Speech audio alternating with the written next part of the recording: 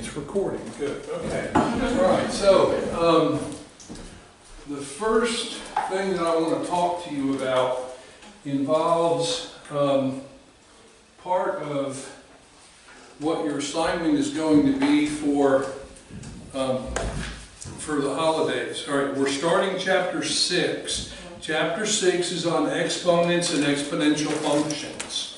All right. Exponential is a really cool word, but it's just the adjective form of exponent. All right. And what I've done for you is I have summarized the first 5 chapters. So these are the blue boxes that are in Chapter 6.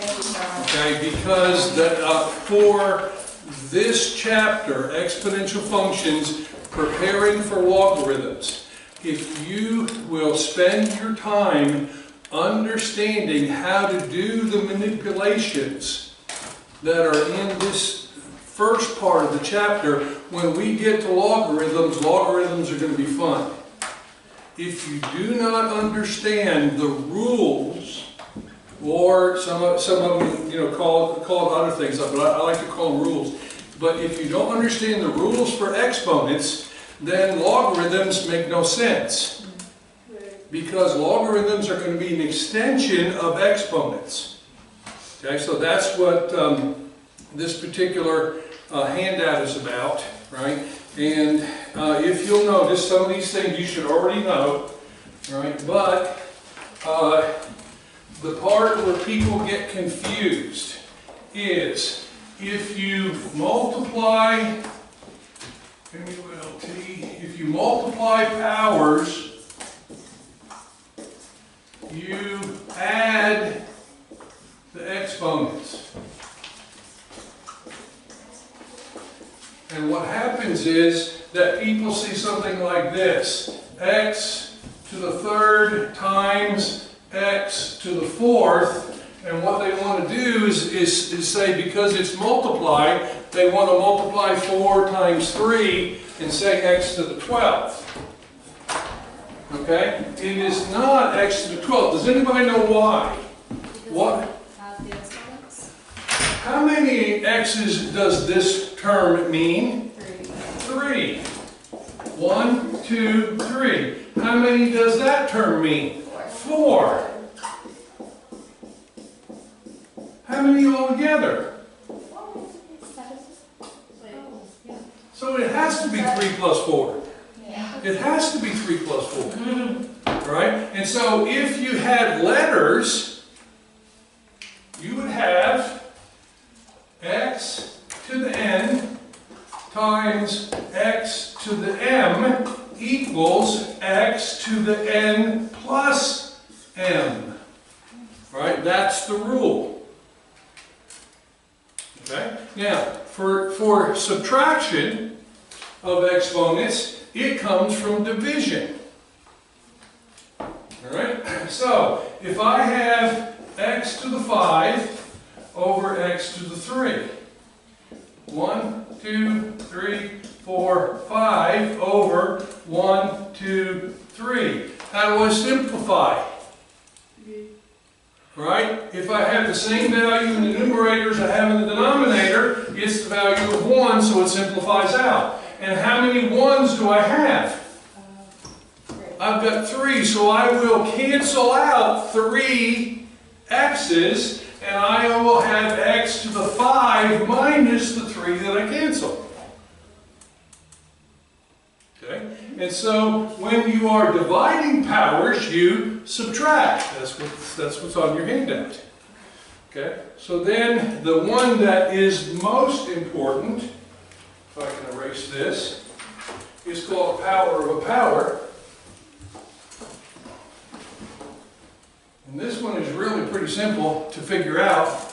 If you have x to the 4th power to the 3rd power, this number says I got 3 of them. So I have x 4th times x 4th times x 4th All right, what does this mean? 1, 2, 3, 4, 5, 6, 7, 8, 9, 10, 11, 12.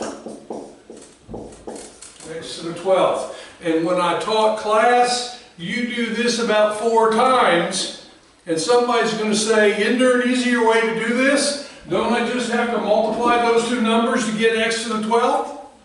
And that's correct. But you got to remember that x to the 2 times x to the 5th equals how much? X to the 7th. And x to the 5 to the 2 equals x to the 10th. If you can keep those things straight, exponents are simple. Okay, that's the first part. Okay, now that takes, all right, so part A in the handout says multiply powers by adding. Part B says divide powers by subtracting. C says a power of a power is multiplying the exponents together. And then a power of a product distributes. Okay, this is a little bit more wordy than it is hard to figure out. Okay, so let's say that I have x to the 2nd times y to the 3rd, and I raise it to the 5th power. Okay, how many x seconds will I have? 5. So what is 5 times 2? 10, right? And that distributes the 5. Now, I'm also going to have 5 x thirds, or y thirds. And so that'll be y to the 15th. Okay, now that almost makes sense, especially if you understand that this number just says I have a multiple of 5 of those. So if I have 5 2s, I've got 10. If I have 5 3s, I've got 15. And it doesn't matter whether they're set up like this or they're set up like this. All right, how many x2s do I have? 5. 5 times 2? All right, and in the denominator, I have y15. Now, you normally wouldn't worry too much about that because you can't simplify it. All right, however, if these bases are the same, then there may be some simplifying to do. All right, so let's say that I have this. All right, what rule do I now have to work with? What's happening to those? Oh, I was just going to... Oh, never mind. I was wrong. I thought there was an x and then y. Well, there was, but I've changed the problem. I moved to another problem. Because if this is x and this is y, you can't simplify it. Right? You can simplify the exponent values, but you can't simplify the base numbers. But if they're both x's, now what do I do with this? Subtract. You subtract. And there's 2 possible answers. I'm gonna cancel out 10 of the x's, and I'm going to have 5 x's left where? 5 x is going to be left in the denominator, right? And so this will be 1 over x to the 5th.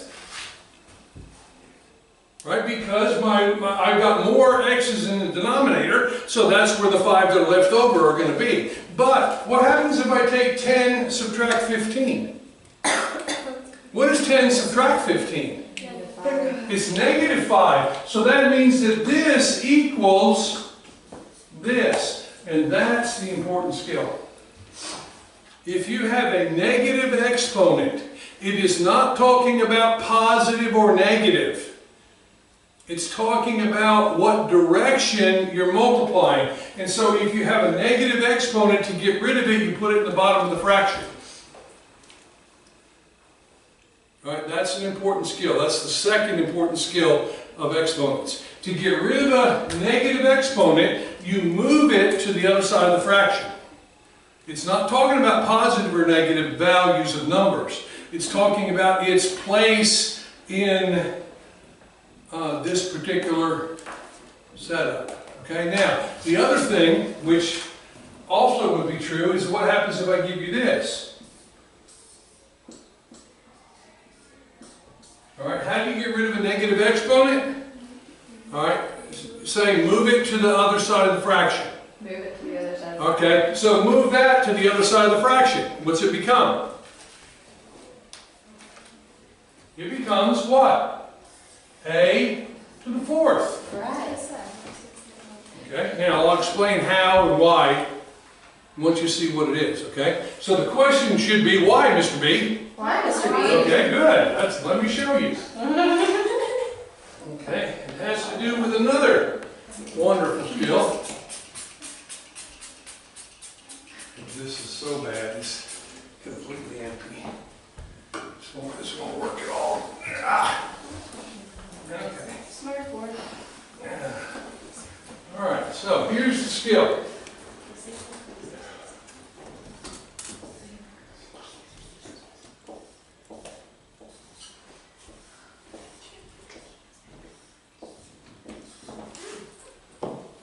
Okay, what does this mean? X times x times x. How many x's? 3. 3. What does this mean? X times x. X times x. How many x's? 2. What does this mean? X. How many x's? 1. What does that mean? None. No x's. X to the 0 power equals 1. Right. With no x's. So what is 4 to the 0 power? 1. What is 7 to the 0 power? 1. What is 45 to the 0 power? 1. So anytime I have a 1, I can change it to some base to the 0 power. Right? So what I want to know is x to the negative 4 is the same as x to the 0 minus 4. Would that be true? Yeah. Is 0 minus 4 negative 4? Yes. Okay? But that negative sign, if you remember part B of your rules, is division of powers. Right. So that means I divide x to the 0 divided by x to the 4. Right? Everybody agree with that? Yes. Right? But what is that value? 1. 1. So therefore, x to the negative 4 is equal to 1 over x to the 4th. What happened? The negative sign disappeared when the power went from the numerator to the denominator. I could do the same thing if I had 1 over x to the negative 4. Okay? That equals x to the 0 minus negative 4 by rule B, right? And because I take this is x to the 0 minus negative 4 because that's division. But what is 0 minus negative 4? 0 plus 4. Is x to the positive 4. And so if I have the negative exponent in the denominator, it goes to a positive exponent in the numerator. Okay? Now, so and it's easier just to know the skill than it is to have to try to prove it every time. But it's not hard to prove. Okay? Now, those are the skills that you need to be comfortable with. All right? That's the start. Now, the next part is the important part as far as I'm concerned. Okay? And therefore, if you'll turn the page, all right, when you have an equation, unless the two bases, keep giving me this one and it's dead, I probably need to throw that out.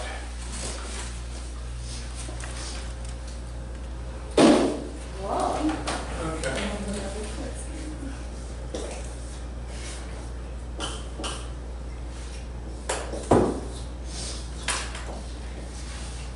Okay, if these two bases are the same, what does x have to be?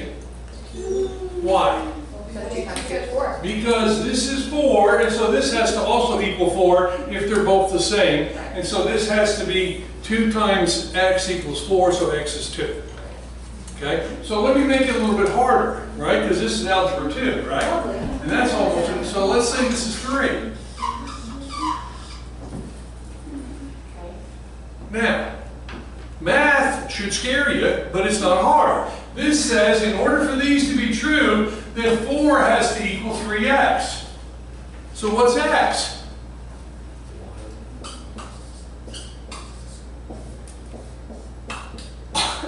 X equals 4/3. That's algebra, right? Okay. Now, it wasn't a whole number, so you couldn't do it in your head. Right? But the algebra is that when the bases are the same, then the exponents have to be equal. And so, first thing I do is get the bases the same, and then I just solve using simple algebra on the exponents.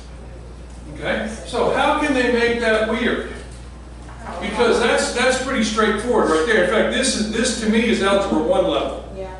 Okay? So how do you make it Algebra 2 level? All right? That gets back to this.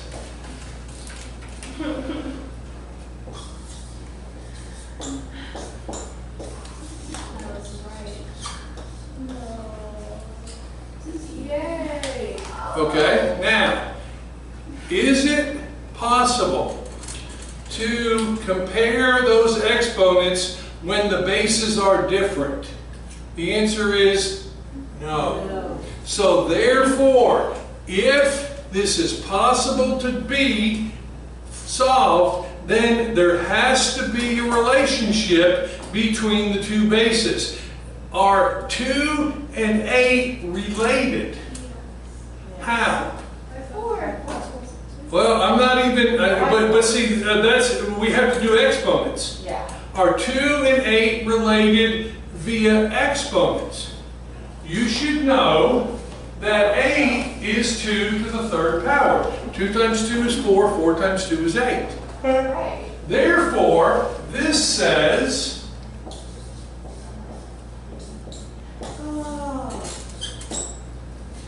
now, that's a power of a power.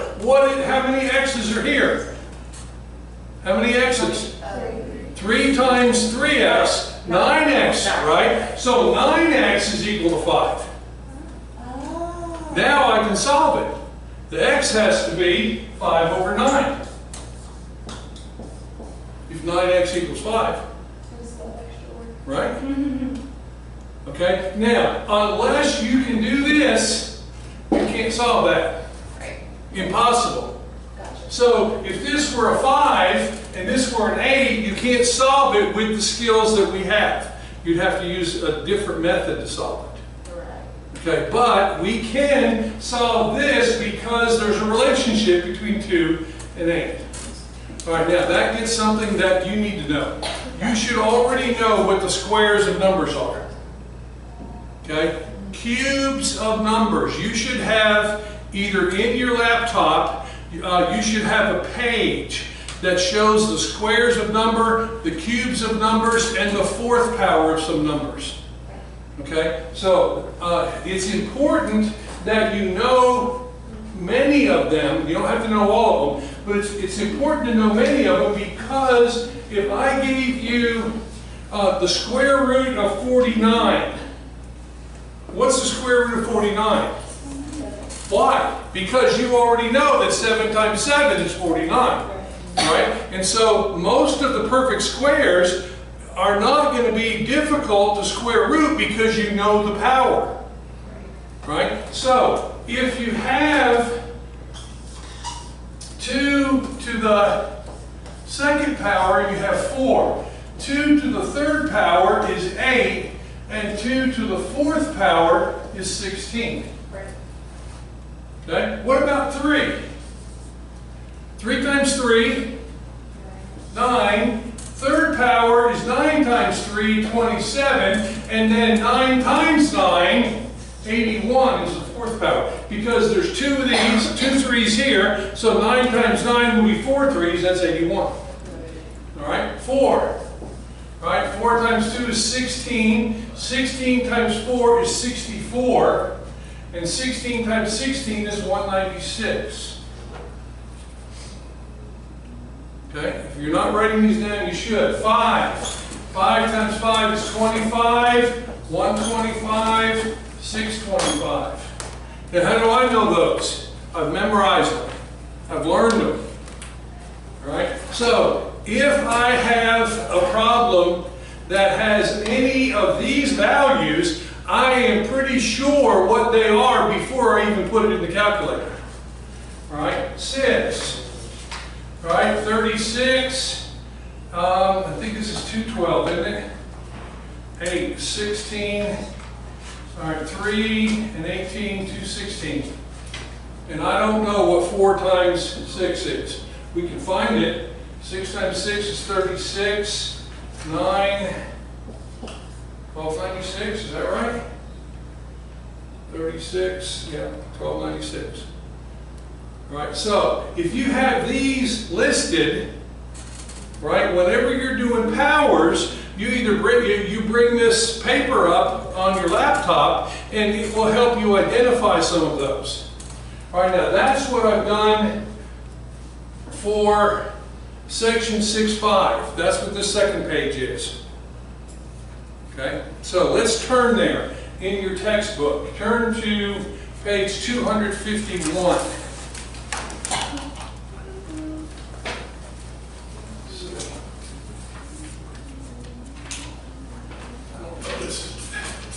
I'm out of eraser stuff here. All right, 251. I'm looking at problem 13 if you can find it.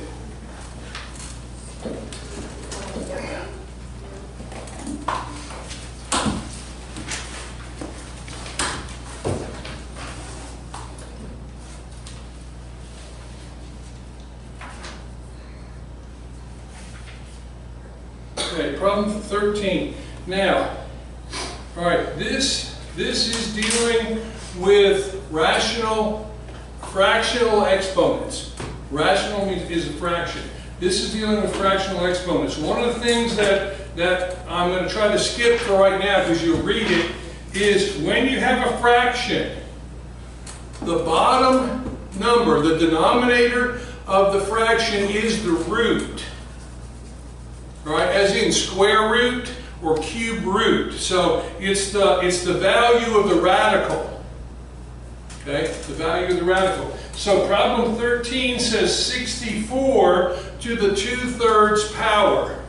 Now that means that you're going to have a cube root. If I'm going to have a cube root, do I have a number that is that when cubed equals 64. What is it? 4. 4. So that makes this problem that started as 64 to what power? To the 2/3 power. I can get rid of that denominator by changing this base to 4 to the 3rd power times the 2/3. And now, because this is 3 over 1, the 3's are going to cancel, and I'm going to have 4 to the 2nd power. All right? And so whenever you have a problem like this, the idea is find a base number so that the root and the power will cancel each other out. Change the base number, and then use something that will help you simplify that expression, that multiplication of powers. Okay, so now this becomes 4 to the 2nd power, which is 16. Okay, what are you doing? My Siri was already. Okay, so Siri, she needs to sleep. Okay, so now if you'll notice, 64 in problem 15, I'm doing the odd number ones. Problem 15, 64 to the 6th power. Well, it looks like that's got to be something that's good, all right? Now, here's the thing that I always remember. How are 2 and 8 related? 8 is 2 to the 3rd power. Isn't 8 times 8 64? Yes. So how many 2's will be in 64? I'll have 3 for the first 8 and 3 for the second 8. That's 6. So that means the second power, the thing that you need to know is in the box. What's in the box for problem 15? 64 equals, look at the box on your handout. Sorry, look at the box on your handout.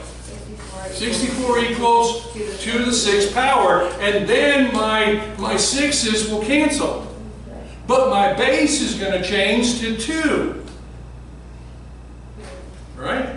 And so now that'll give me 2 to the 6th times 5 over 6, which is 2 to the 5th, and then again, 5. 8 is 3 2's, and 2 is 4, so 2 to the 5th is 8 times 4, 32. Okay? Now that's a little bit strange if you haven't worked it before.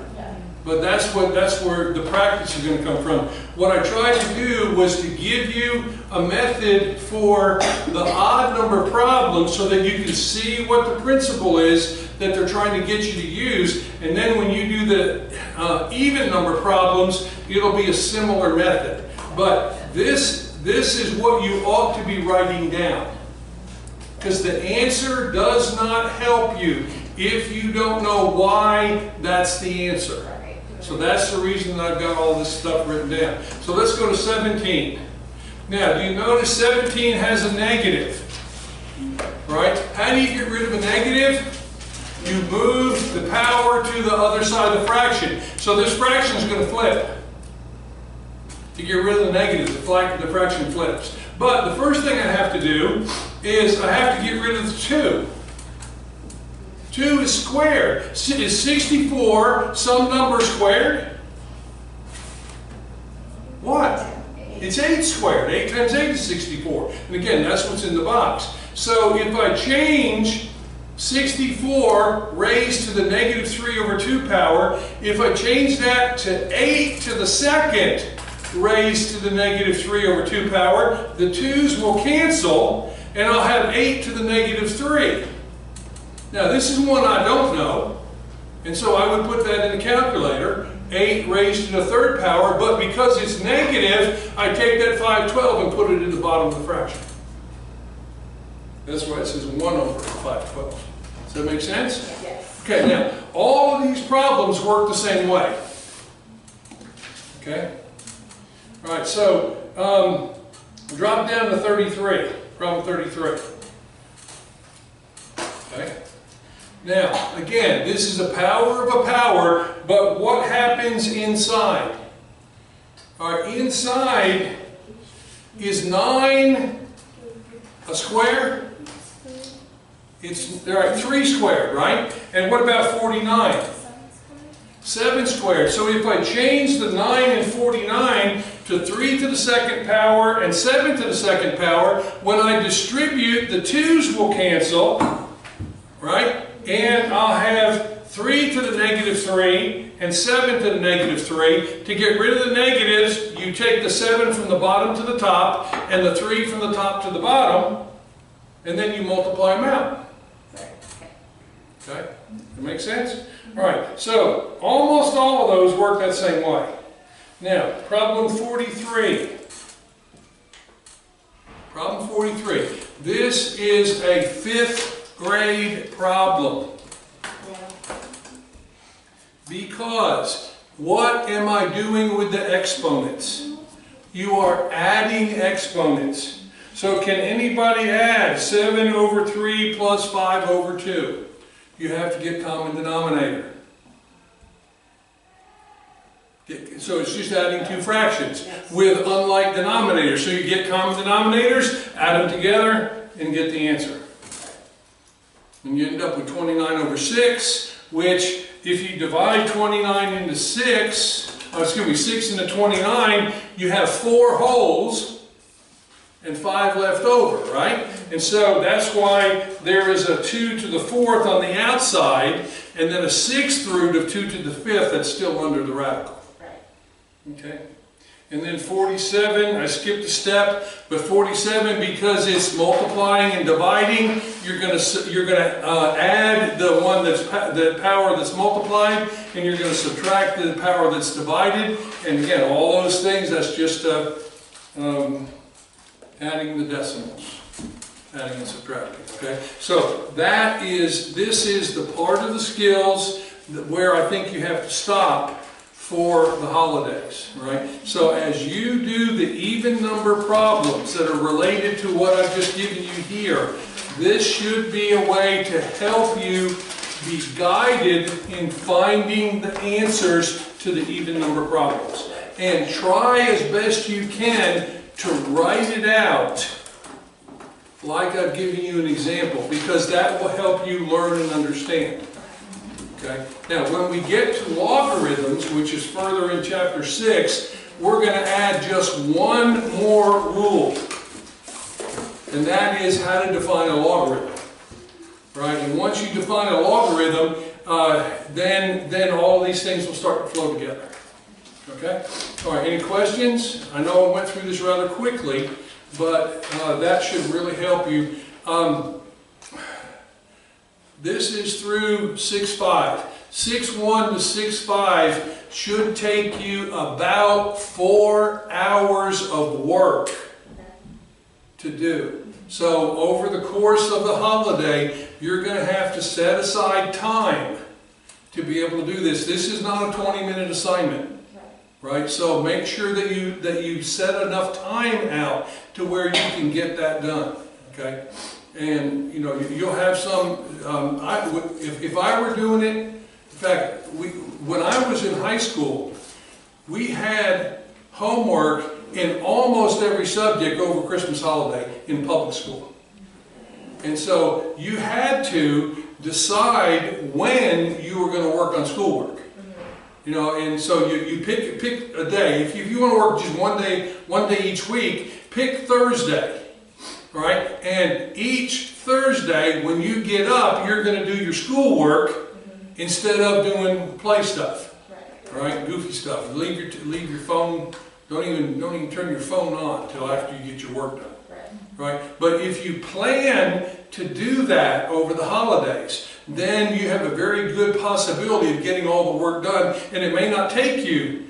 It may not take you every Thursday.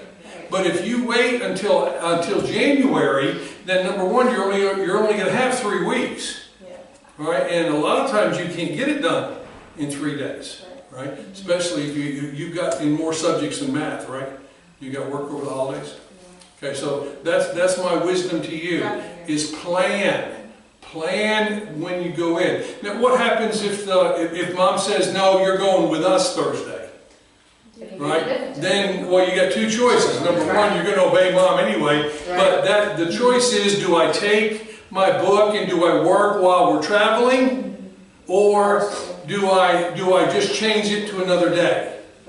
Right? And the thing that used to just burn me up is that, well, we had to travel to North Carolina, right? And so he spent 4.5 hours in a car doing nothing when he could have brought his book and worked for 4.5 hours, and he'd have been done by the time they got to North Carolina.